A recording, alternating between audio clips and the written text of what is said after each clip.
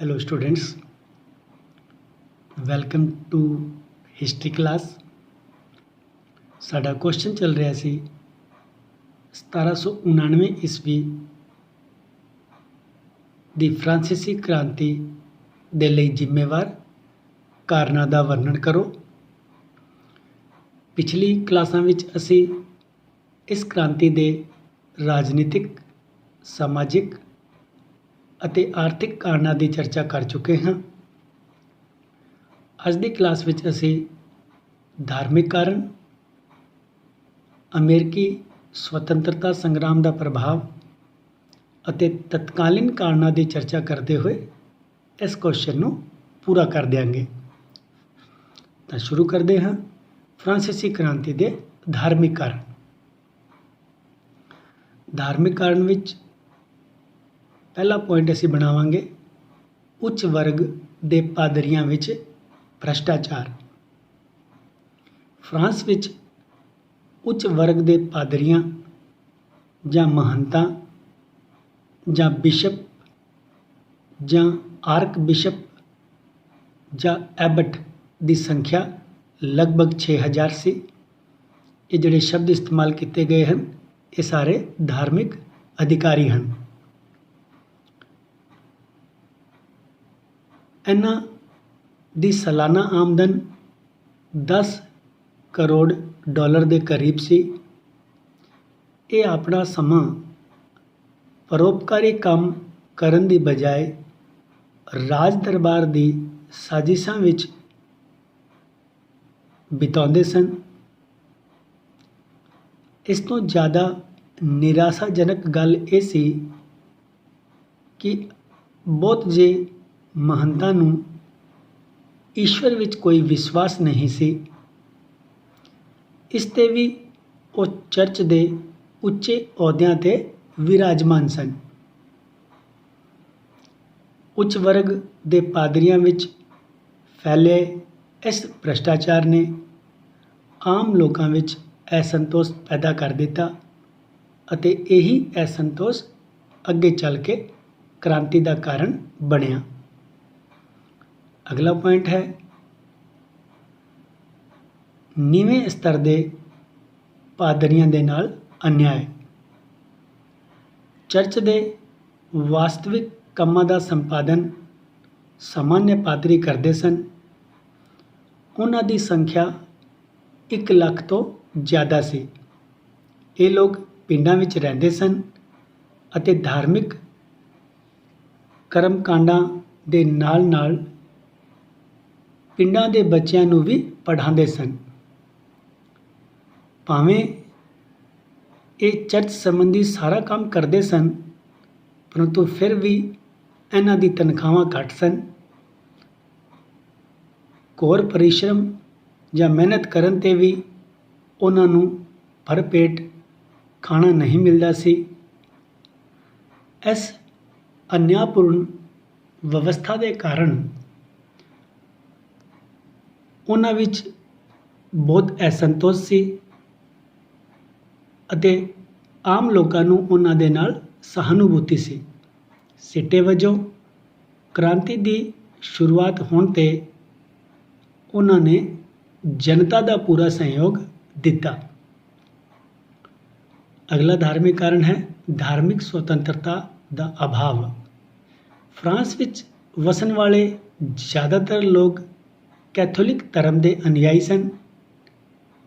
ਉੱਥੇ ਪ੍ਰੋਟੈਸਟੈਂਟ ਅਤੇ ਯਹੂਦੀ ਸੰਪਰਦਾਇ ਦੇ ਲੋਕ ਵੀ ਵੱਡੀ ਸੰਖਿਆ ਵਿੱਚ ਸਨ ਜਿਨ੍ਹਾਂ ਨੂੰ ਧਾਰਮਿਕ ਸੁਤੰਤਰਤਾ ਪ੍ਰਾਪਤ ਨਹੀਂ ਸੀ। ਫਰਾਂਸ ਦੇ ਕਾਨੂੰਨ ਦੇ ਅਨੁਸਾਰ ਪ੍ਰਤੇਕ ਵਿਅਕਤੀ ਦੇ ਲਈ ਚਾਹੇ ਉਹ ਯਹੂਦੀ ਹੋਵੇ ਤੇ ਚਾਹੇ ਪ੍ਰੋਟੈਸਟੈਂਟ ਰੋਮਨ ਕੈਥੋਲਿਕ ਧਰਮ ਦੀ ਸਰਵਉੱਚਤਾ ਨੂੰ ਸਵੀਕਾਰ ਕਰਨਾ ਲਾਜ਼ਮੀ ਸੀ। ਇਸ ਤੋਂ ਜ਼ਿਆਦਾ ਰੋਚਕ ਗੱਲ ਇਹ ਸੀ ਕਿ ਰੋਮਨ ਕੈਥੋਲਿਕਾਂ ਨੂੰ ਛੱਡ ਕੇ ਹੋਰ ਲੋਕਾਂ ਦੇ ਵਿਆਹ ਆਦਿ ਗੈਰ ਕਾਨੂੰਨੀ ਸਮਝੇ ਜਾਂਦੇ ਸਨ। ਉਹਨਾਂ ਦੀ ਮੌਤ ਤੋਂ ਬਾਅਦ ਉਹਨਾਂ ਦੇ ਕੈਥੋਲਿਕ ਰਿਸ਼ਤੇਦਾਰ ਉਹਨਾਂ ਦੀ ਸੰਪਤੀ ਦੇ ਵਾਰਿਸ ਹੋ ਸਕਦੇ ਸਨ।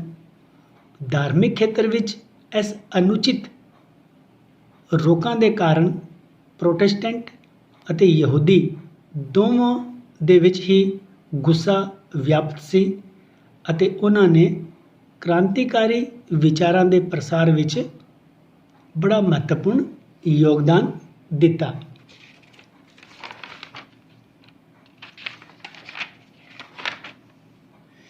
ਅਗਲਾ ਸਾਡਾ ਪੁਆਇੰਟ ਹੈ ਅਮਰੀਕਾ ਦੇ ਸੁਤੰਤਰਤਾ ਸੰਗਰਾਮ ਦਾ ਪ੍ਰਭਾਵ। 1776 ਈਸਵੀ ਵਿੱਚ ਅਮਰੀਕਾ ਦੀ ਬਸਤੀਆਂ ਨੇ ਇੰਗਲੈਂਡ ਦੇ ਅਨਿਆਂਪੂਰਨ ਸ਼ਾਸਨ ਦੇ ਵਿਰੁੱਧ ਵਿਦਰੋਹ ਕਰ ਦਿੱਤਾ। ਹੌਲੀ ਹੌਲੀ ਇਸ ਵਿਦਰੋਹ ਨੇ ਸੁਤੰਤਰਤਾ ਸੰਗਰਾਮ ਦਾ ਰੂਪ ਧਾਰਨ ਕਰ ਲਿਆ। 7 ਸਾਲਾ ਯੁੱਧ ਵਿੱਚ ਹੋਈ ਹਾਰ ਦਾ ਬਦਲਾ ਲੈਣ ਦੇ ਲਈ ਫਰਾਂਸ ਨੇ ਇੰਗਲੈਂਡ ਦੇ ਵਿਰੁੱਧ ਅਮਰੀਕਾ ਦੀ ਜਨ ਅਤੇ ਧਨ ਨਾਲ ਮਦਦ ਕੀਤੀ। ਸੁਤੰਤਰਤਾ ਸੈਨਾਨੀਆਂ ਨੂੰ ਆਪਣੇ ਉਦੇਸ਼ ਵਿੱਚ ਸਫਲਤਾ ਮਿਲੀ ਅਤੇ 1783 ਈਸਵੀ ਵਿੱਚ ਅਮਰੀਕਾ ਵਿੱਚ ਗਣਰਾਜ ਦੀ ਸਥਾਪਨਾ ਹੋਈ। ਅਮਰੀਕਾ ਤੋਂ ਵਾਪਸ ਆਉਣ ਵਾਲੇ ਫਰਾਂਸੀਸੀ ਸੈਨਿਕਾਂ ਨੇ ਫਰਾਂਸ ਵਿੱਚ ਆਮ ਲੋਕਾਂ ਵਿੱਚ ਇਹ ਤਰਕ ਦੇਣਾ ਸ਼ੁਰੂ ਕਰ ਦਿੱਤਾ ਕਿ ਜੇਕਰ ਅਮਰੀਕਾ ਦੇ ਲੋਕ ਇੰਗਲੈਂਡ ਨੂੰ ਹਰਾ ਕੇ ਸੁਤੰਤਰ ਹੋ ਸਕਦੇ ਹਨ ਤੇ ਫਰਾਂਸ ਦੇ ਲੋਕ ਅਤਿਆਚਾਰੀ ਨਿਰੰਕੁਸ਼ ਸ਼ਾਸਨ ਤੋਂ ਛੁਟਕਾਰਾ ਕਿਉਂ ਨਹੀਂ ਪਾ ਸਕਦੇ। ਇਹ ਜੀ ਵਿਚਾਰਧਾਰਾ ਨੇ ਫਰਾਂਸ ਦੇ ਵਾਤਾਵਰਣ ਨੂੰ ਕ੍ਰਾਂਤੀਕਾਰੀ ਬਣਾ ਦਿੱਤਾ ਅਤੇ ਉਹ ਮਿਲ ਜੁਲ ਕੇ ਨਿਰੰਕੁਸ਼ ਸ਼ਾਸਨ ਦਾ ਅੰਤ ਕਰਨ ਦੇ ਲਈ ਸੋਚਣ ਲੱਗ ਪਏ। ਅਗਲਾ ਤੇ ਲਾਸਟ ਸਾਡਾ ਪੁਆਇੰਟ ਹੈ ਤਤਕਾਲੀਨ ਕਾਰਨ। 1783 ਈਸਵੀ ਵਿੱਚ ਜਦੋਂ ਅਮਰੀਕਾ ਦਾ ਸੁਤੰਤਰਤਾ ਸੰਗਰਾਮ ਸਮਾਪਤ ਹੋਇਆ ਉਸ ਸਮੇਂ ਫਰਾਂਸ ਦੀ ਆਰਥਿਕ ਸਥਿਤੀ ਬਹੁਤ ਕਮਜ਼ੋਰ ਹੋ ਚੁੱਕੀ ਸੀ। ਜਨਤਾ ਨੂੰ ਨਾ ਕੇਵਲ ਅਨਾਜ ਦੀ ਕਮੀ ਤੇ ਮੁੱਲਿਆਂ ਵਿੱਚ ਵ੍ਰਿੱਧੀ ਦੇ ਕਾਰਨ ਹੀ ਕਸ਼ਟ ਸਹਿਣੇ ਪਏ ਬਲਕਿ ਵੱਡੇ ਵੱਡੇ ਨਗਰਾਂ ਦੇ ਕਾਰਖਾਨੇ ਬੰਦ ਹੋਣ ਨਾਲ ਵੀ ਉਹਨਾਂ ਨੂੰ ਬੇਕਾਰੀ ਦਾ ਸਾਹਮਣਾ ਕਰਨਾ ਪਿਆ। ਇਸ ਸੰਕਟ ਦੇ ਦੌਰਾਨ ਕਿਸਾਨਾਂ ਅਤੇ ਮਜ਼ਦੂਰਾਂ, ਵਪਾਰੀਆਂ ਅਤੇ ਉਦਯੋਗਪਤੀਆਂ ਅਤੇ ਸ਼ਹਿਰੀਆਂ ਤੇ ਦਿਹਾਤੀਆਂ ਨੂੰ ਇੱਕੋ ਜਿਹੇ ਜਿਹੀ ਮੁਸੀਬਤਾਂ ਝੇਲਣੀਆਂ ਪਈਆਂ।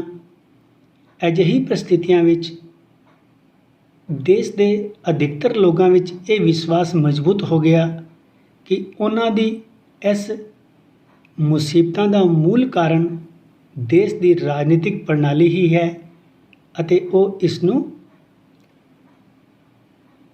ਪਲਟਣ ਦੇ ਲਈ ਉਤੇਜਿਤ ਹੋ ਉੱਠੇ। 1787 ਈਸਵੀ ਦੇ ਵਿੱਚ ਰਾਜਾ ਨੇ ਇਸ ਸਮੱਸਿਆ 'ਤੇ ਵਿਚਾਰ ਕਰਨ ਦੇ ਲਈ ਦੇਸ਼ ਦੇ ਪ੍ਰਮੁੱਖ ਵਿਅਕਤੀਆਂ ਦੀ ਇੱਕ ਸਭਾ ਬੁਲਾਈ। ਇਸ ਸਭਾ ਵਿੱਚ 144 ਵਿਅਕਤੀ ਸ਼ਾਮਿਲ ਹੋਏ ਜਿਨ੍ਹਾਂ ਵਿੱਚੋਂ ਜ਼ਿਆਦਾਤਰ ਪ੍ਰਤੀਨਿਧੀ ਕੁਲੀਨ ਵਰਗ ਦੇ ਸਨ। ਜਦੋਂ ਰਾਜਾ ਨੇ ਉਹਨਾਂ ਨੂੰ ਸੰਪੱਤੀ 'ਤੇ ਕਰ ਦੇਣ ਦਾ ਸੁਝਾਅ ਪੇਸ਼ ਕੀਤਾ ਤਾਂ ਸਭਾ ਦੇ ਮੈਂਬਰਾਂ ਨੇ ਇਸ ਦਾ ਬੜਾ ਵਿਰੋਧ ਕੀਤਾ। ਉਹ ਆਪਣੇ ਵਿਸ਼ੇਸ਼ ਅਧਿਕਾਰ ਨੂੰ ਛੱਡਣ ਦੇ ਲਈ ਤਿਆਰ ਨਹੀਂ ਸਨ ਅਤੇ ਇਸ ਸਭਾ ਦਾ ਕੋਈ ਵਿਸ਼ੇਸ਼ ਸਿੱਟਾ ਨਹੀਂ ਨਿਕਲਿਆ।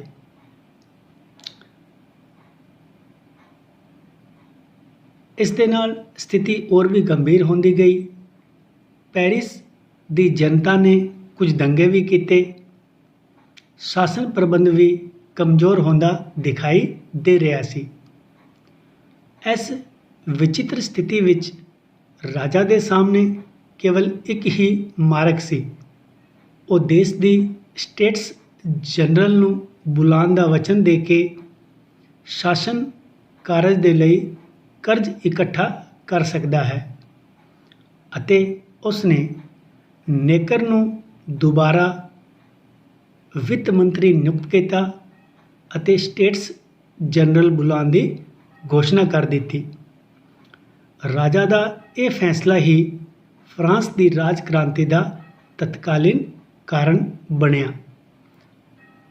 ਉਸ ਦੇ ਐਸੇ ਫੈਸਲੇ ਨੇ ਹੀ ਪੂਰੇ ਫਰਾਂਸ ਵਿੱਚ ਵਿਦਰੋਹ ਦੀ ਅੱਗ ਨੂੰ ਬੜੇ ਹੀ ਜ਼ਬਰਦਸਤ ਤਰੀਕੇ ਨਾਲ ਭੜਕਾ ਦਿੱਤਾ ਅਤੇ ਦੇਖਦੇ ਹੀ ਦੇਖਦੇ ਇਹ ਕ੍ਰਾਂਤੀ ਸ਼ੁਰੂ ਹੋ ਗਈ।